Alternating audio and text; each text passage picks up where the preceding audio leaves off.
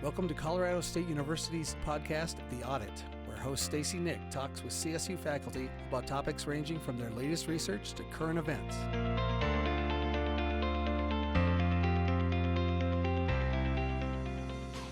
Yosemite National Park welcomes more than 4 million visitors each year, but those visits come at a steep environmental cost.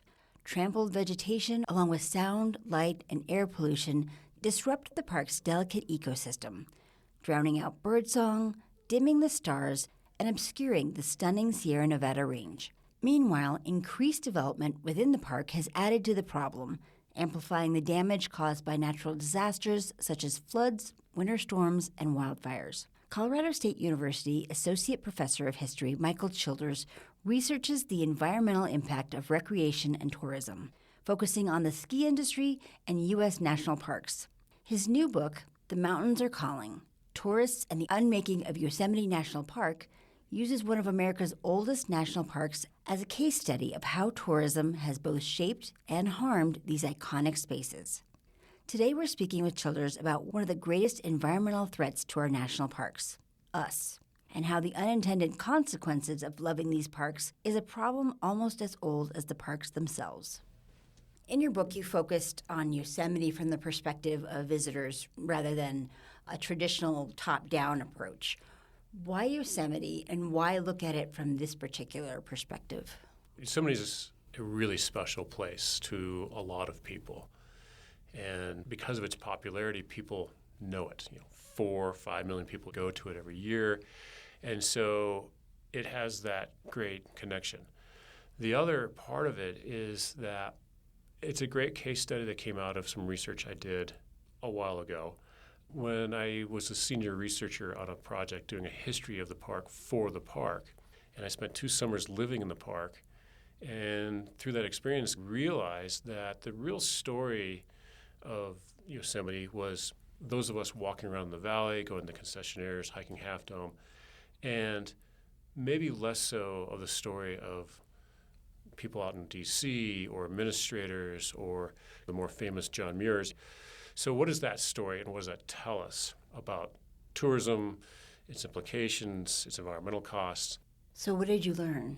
We have been visiting Yosemite in basically the same way since 1855 when the first group of tourists went in the park. And part of this is just geography of the place. People enter the valley from the west. They stand on some inspiration point, whether it's the old one or the new one, and they walk up and down the valley seeing all the different waterfalls, spending the night, going to Mirror Lake in the morning. These sorts of experiences have been basically the same pattern from 1855 till today.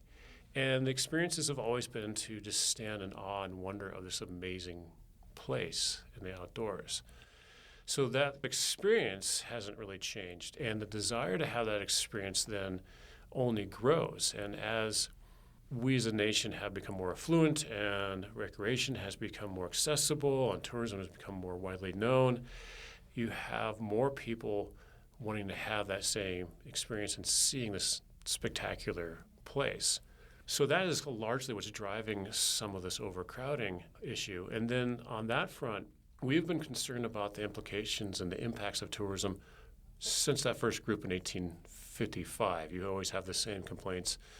By the 1860s, people were worried about people cutting down trees to get better views of Yosemite Falls, the impacts of having sheep in the park, to then, leaping forward another century right after World War II, where all of a sudden there's not enough camp spots, and how are we going to find parking, and then the impacts on wildlife and water quality and development and all these other kind of contemporary issues have always been a part of it. It's just magnified now because we have so many more people going to Yosemite and to all national parks. So we were always looking for that moment, that photo moment. Right. Maybe not a selfie. Well, maybe a selfie. I don't know. Oh, yeah. It is selfies. I mean, the photographs that you see historically are the same photographs that people are probably taking today. Same viewpoints. One of my favorite photographs is from 1903, in which this guy drove the first car into the valley, which was a steam-powered locomotiville, they called it. And he has a picture of him and a couple of people in this car out on what is known as the diving board, which is this jut of granite that sits over the valley 3,000 feet below. And it's the same photograph that you would see in 2020 of people standing out there on the same piece of rock. So nothing is really truly that new. It's just that we have more people and better technologies. In the beginning of your book, you referenced the Mariposa Battalion invasion of Yosemite Valley in 1851, when a California state militia burned villages and food supplies of the indigenous Awanichi people to force them onto reservations. How did this moment shape Yosemite's history? Because that's very different than the perspective that we're talking about with tourism. This is important to recognize that Yosemite, as we understand it, was started in a moment of violence. So this is 1851. California is going through some seismic changes with the influx because of the California gold rush. This is at the height of a regional war known as the Mariposa War. But in essence, California militiamen are invading the Sierra Nevada, trying to suppress all native tribes in the region. This is just one of those many campaigns. It's also important because this is the very moment that it goes from being the Miwok homeland into becoming Yosemite. In fact, the reason why we know about this first thing is that the doctor of the battalion of the militia, a guy named Lafayette Hunton Bonnell, wrote a book about this whole experience. And now he, of course, makes himself sound a little bit better than reality. But in there, he describes the first night that the militia is in the valley trying to decide what to name this wondrous place. And then he goes through this whole exercise. And that's the moment that they decide to call it Yosemite, trying to name it after who they believe the local tribe called themselves. It was not their name. But that moment, it actually shifts culturally so that it becomes a part of the American landscape, a romantic natural outdoors that is completely peopleless, and away from being a Miwok and Paiute homeland. So that's the origin of the idea of the park, of what we name this place, and it is born in a very moment of violence, as you pointed out. What were some of the other key issues facing Yosemite in its early years, and how did they also set that stage for future challenges? So after the Mariposa Battalion invades in 1851, news breaks out of this just absolutely wondrous valley, very remote.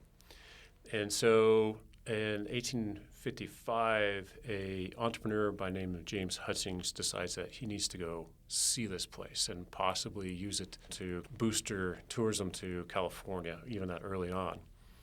So he and a couple of friends end up there that summer. He writes about it for his new magazine. And he then later moves up to the valley because he sees it as an opportunity to have a lodge and cater to tourists who have the means and the time to travel days at this point and spend weeks in this wondrous place. His move up there and commercializing of this space immediately becomes a source of criticism. And he's the one who is cutting down trees in the valley. They're putting some of the meadows under pasture, all these developmental sort of issues that people are concerned that this is ruining Yosemite Valley, this sublime wonder. 1865 is also the year that the federal government cedes the valley and the Mariposa Grove to California for development for recreation. So he's also now competing with the state. So there's a little bit of an economic leverage there. And he's forced out. He sues because he was squatting on the land and therefore under kind of federal law should have access to it. But the court case goes all the way to the Supreme Court, and in 1872, the court declares that the federal government has the right to set aside public domain for national parks.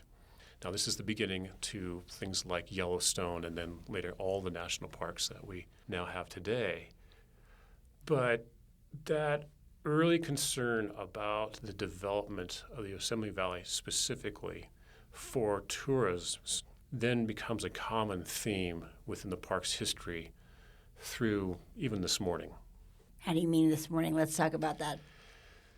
After losing about a third of the park's staff, the park now doesn't have enough to manage it.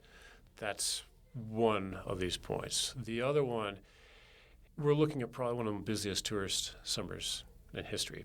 And the Park Service just decided not to have its reservation system, meaning it's not going to govern the number of people going into the park. And that's largely due to pressure from local communities who see every car driving past as dollar signs. This is leading then to overcrowding and other debates about what is too much in the valley.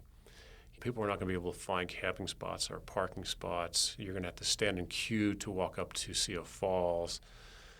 And then there'll be a demand for more development and more, we need another pizza parlor, or do we need more trails, these sorts of things. So it's an issue that is very much on the front page and is a microcosm of this larger discussion we're having about how do we manage these national parks, particularly the big popular ones like Yosemite, Yellowstone, Rocky, Arcadia, when we all want to be there and we all want to be there at the same time, and we can't. I think everyone has that idea of what a trip to Yosemite is going to be. Yeah.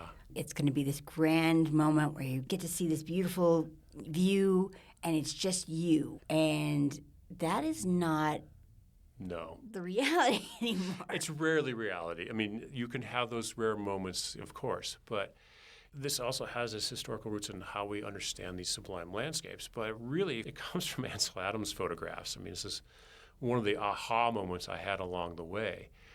So Adams, becomes famous for taking photographs of Yosemite. He lives in the valley at the time, and his photographs largely are beautiful landscapes with not a single person in the frame. And so people want to go and see and experience that. But they show up, and all of a sudden they're three deep looking at the same image that they wanted to capture with their own phone that Adams captured.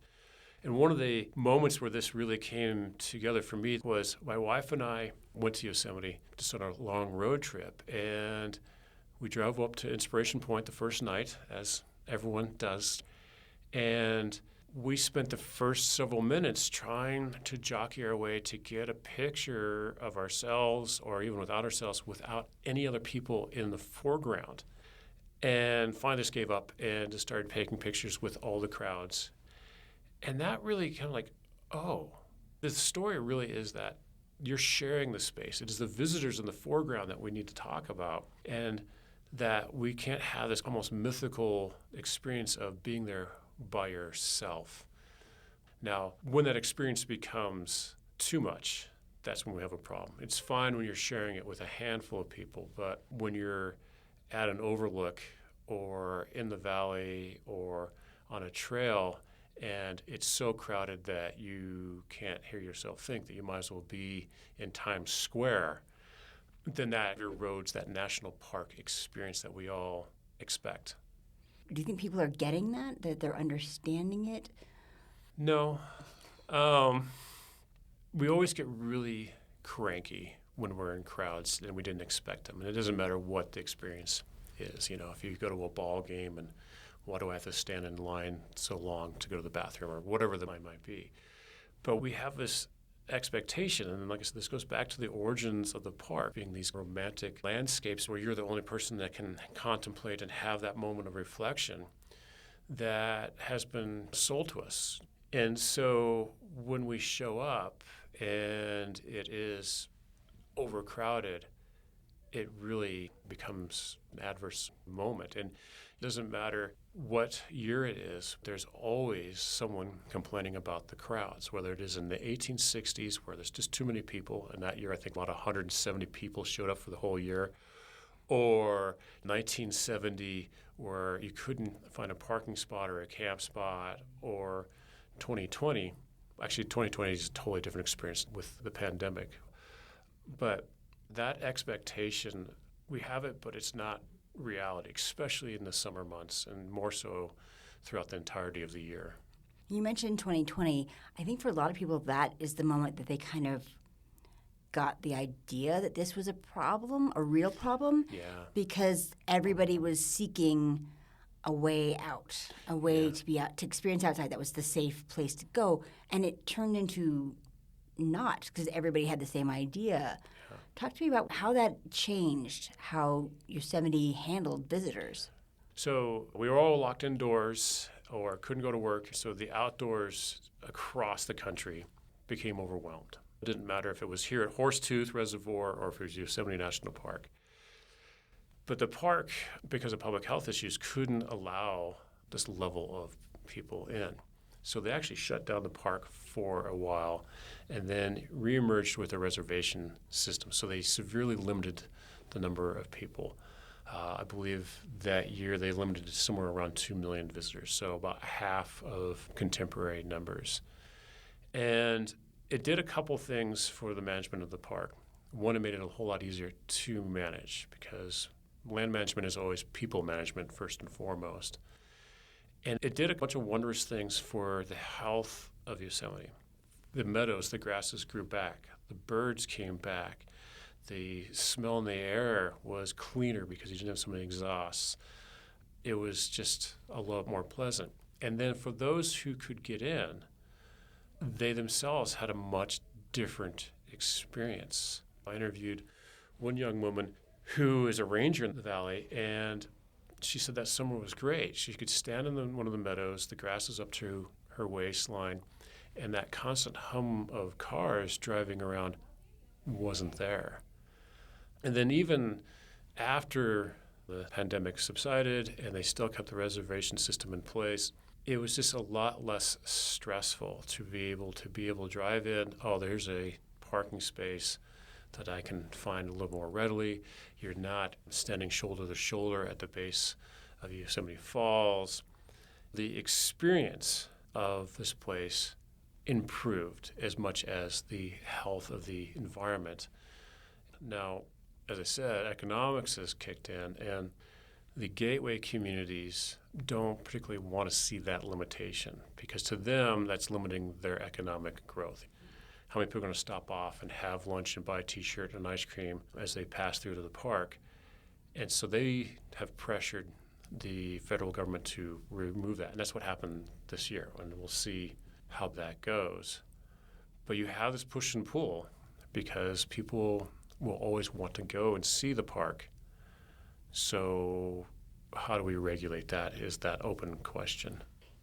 I'm wondering if visitors will decide, it's going to be too crowded. I'm going to go to a smaller park. Yosemite is maybe not a thing I do every year. It's a thing I do every decade.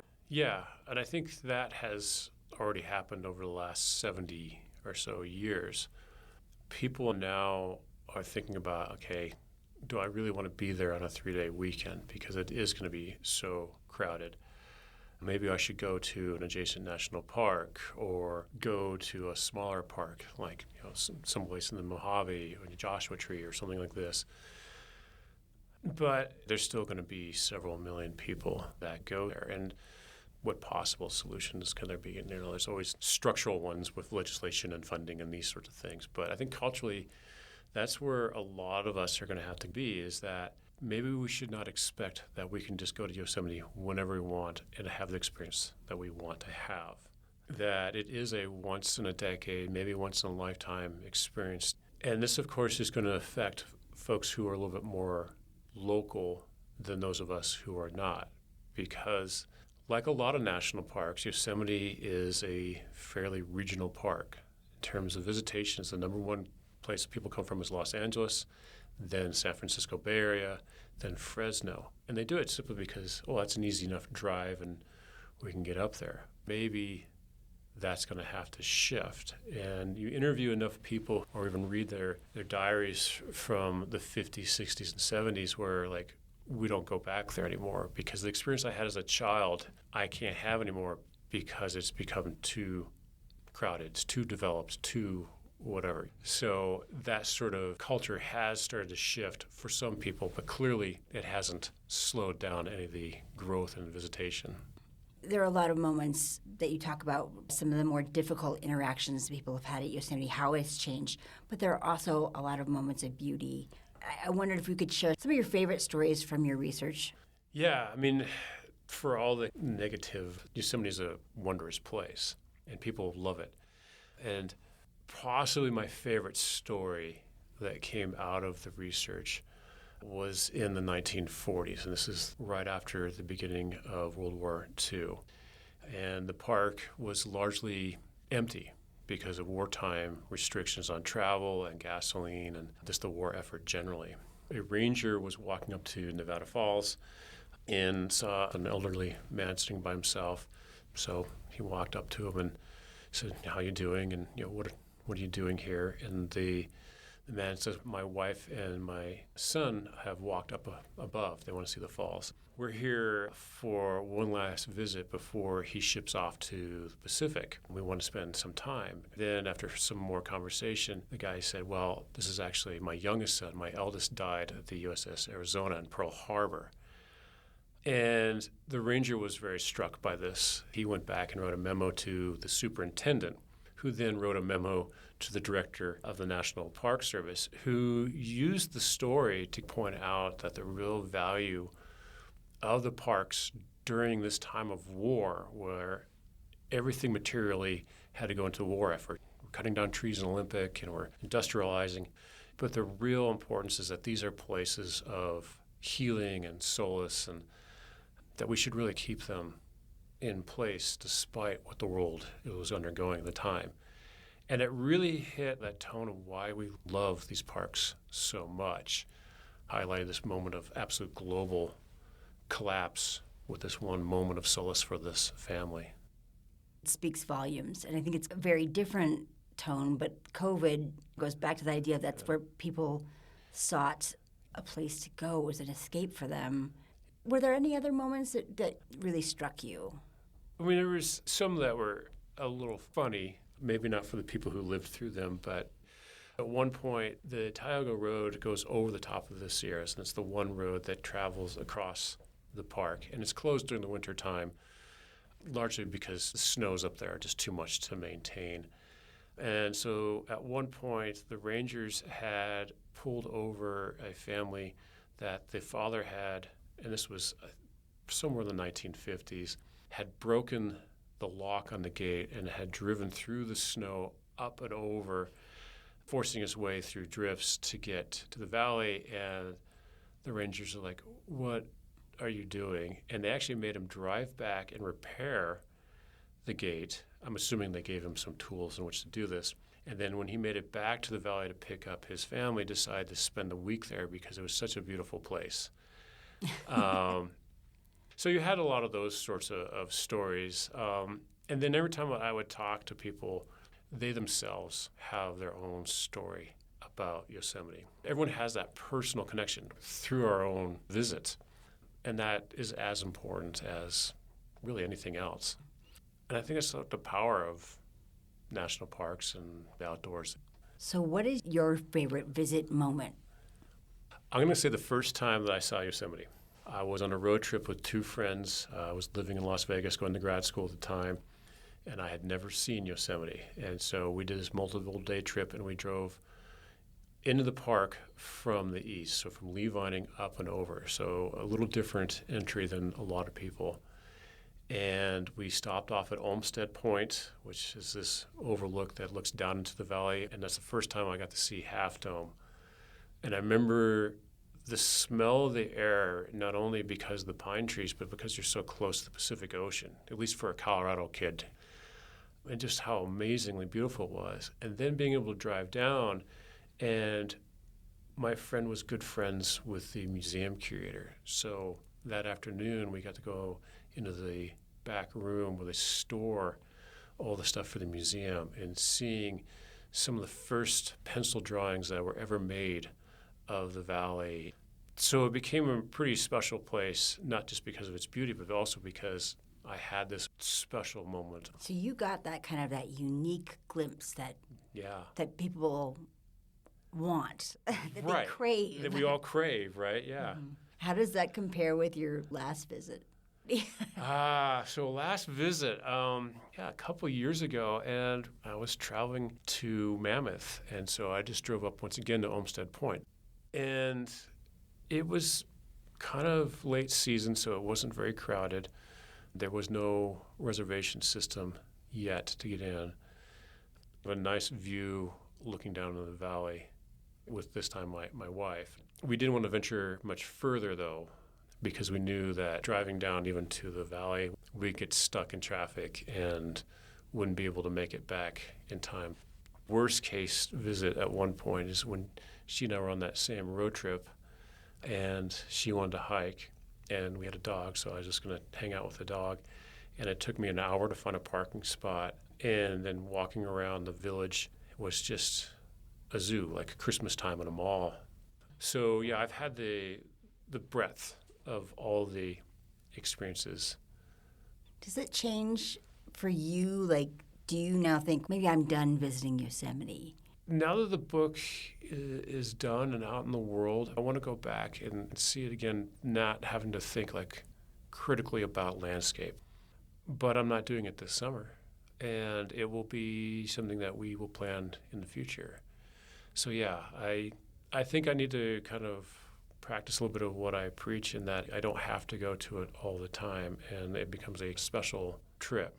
And that has given me pause about how I think about other places too. Regionally, Rocky Mountain and Yellowstone being closer here to Fort Collins. Maybe I don't need to go there as often as well, so that it's a little bit more protected in its own right. So yeah, it does make you think about it. I most likely will not be going back to Yosemite in the next couple of years.